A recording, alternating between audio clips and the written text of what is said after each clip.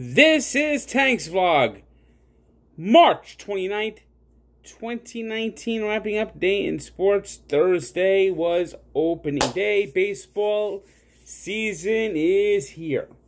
And if there's one thing the Mets have always done, well, at least for the last 50 years, is they win on opening day.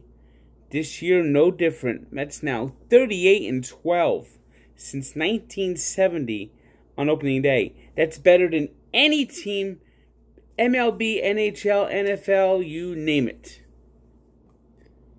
And the key to winning was Jacob deGrom, who was Jacob deGrom. The same Jacob deGrom we saw last year.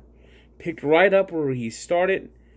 30th straight start where he didn't allow 3 runs. It's 3 runs or less for 30 straight starts. That is extending a record he set last year. Absolutely incredible. And he had 10 strikeouts.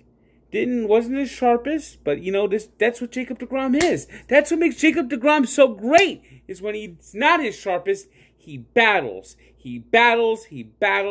Unlike that bum who's now in Anaheim. Never battled. He folded when things got tough for him. Folded. That's the difference. That's why Jacob deGrom has won a Cy Young, and that's why Matt Harvey has been forgotten about. That's why Jacob deGrom has a 5-year extension, and Matt Harvey can go to hell.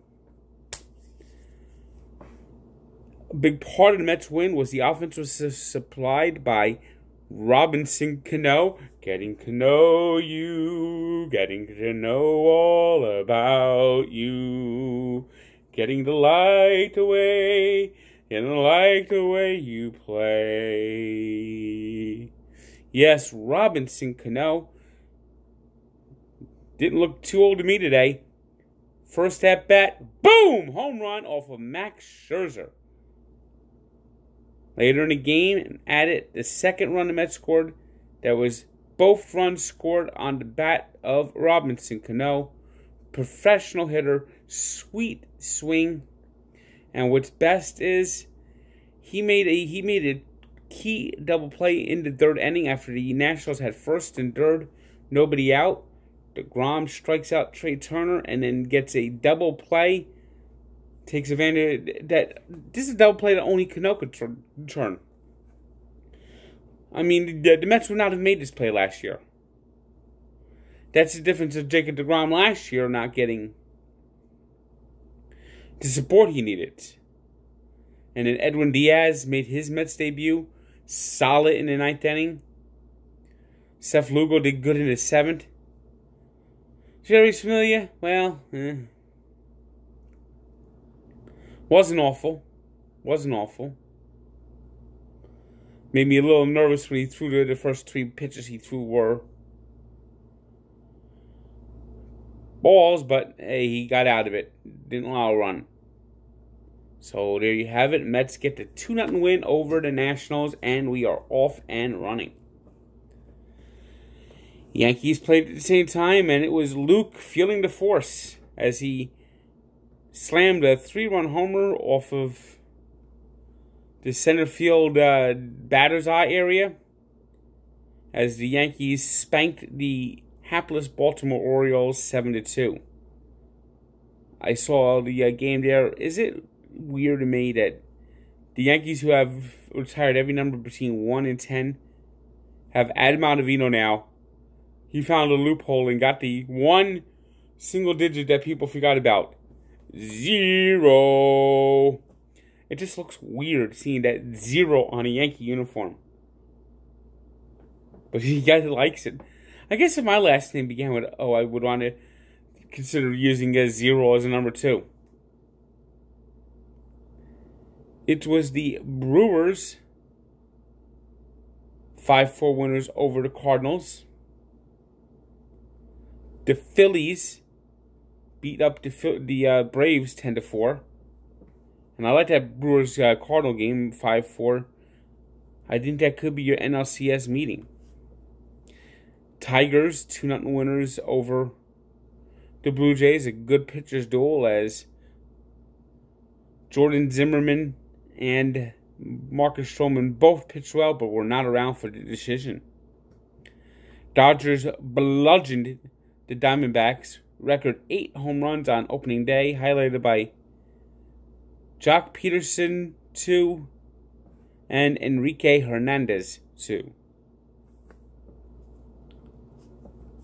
Astros, and as the National League was a meeting of the top 2 Cy Young winners, so was the American League, as the Astros beat the Rays 5-1.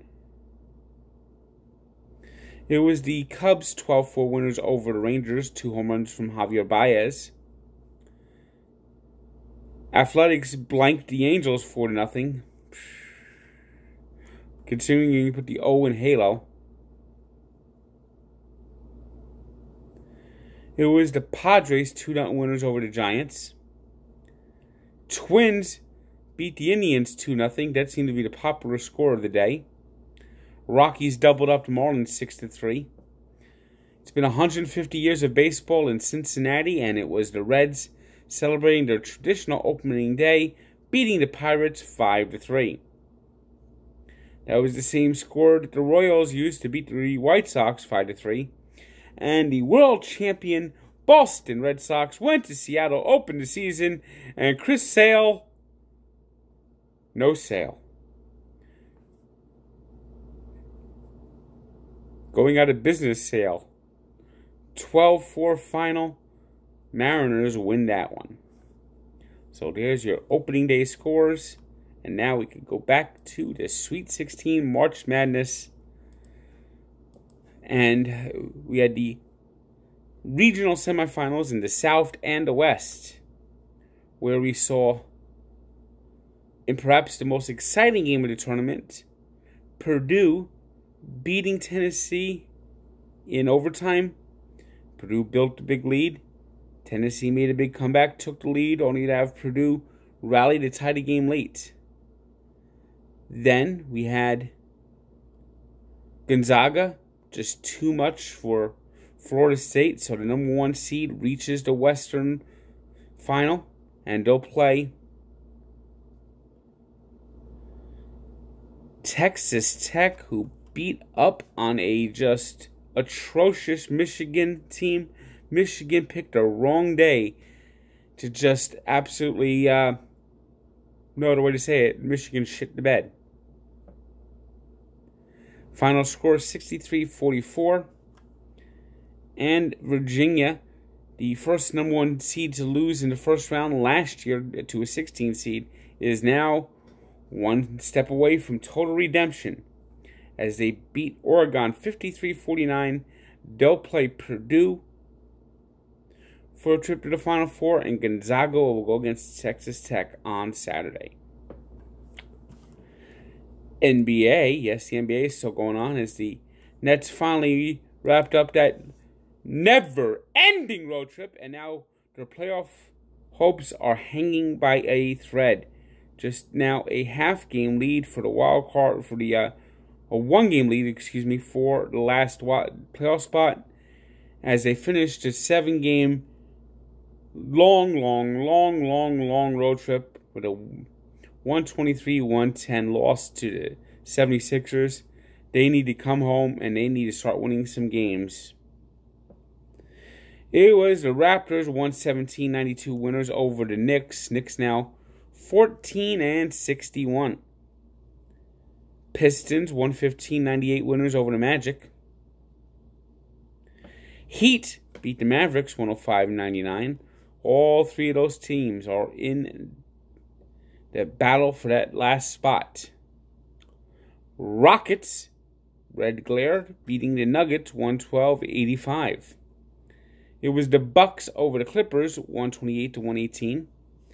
Pelicans pecked their way over the Kings 121-118. And that will just about settle things in the West. And the Spurs jangled over the Cadavers 116-110. NHL, in overtime, it was Tyler Bertuzzi scoring as the Red Wings beat the Sabres 5-4. Capitals locked up a playoff spot, beating the Hurricanes 3-2.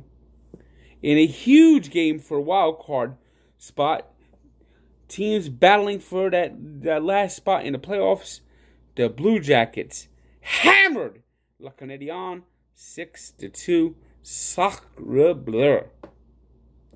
It was the Panthers 5-2 winners over the Senators.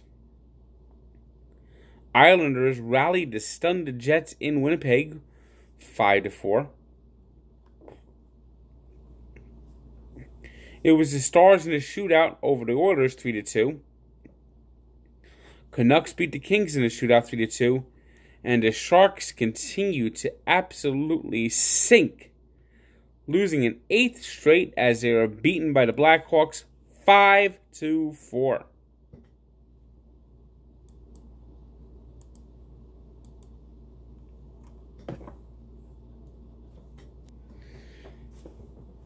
Had to see the Met highlights again on MLB Network, so I had to take a little pause. But let's finish this up.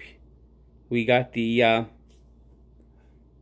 I didn't even know that before, that the DeGrom and Scherzer were the first time in 50 years nearly that two pitchers on opening day each got 10 strikeouts. So there's another interesting stat for the Mets. As we look at our 3 stars, DeGrom didn't make the 3 stars today, though, but he had a great performance. Instead, it's Jock Peterson of the Dodgers, 2 home runs, 4 RBIs, 3 runs scored. Ryan Klein of Purdue, 27 points. How do you do? And Joel Embiid, who had 39 points, 13 rebounds, 6 assists as the Nets beat up the road-weary Brooklyn Nets. And today's birthday shout-out goes to a man who has watched a lot of bad basketball over the last few years. A man who hasn't seen much tenacity, just much tragedy.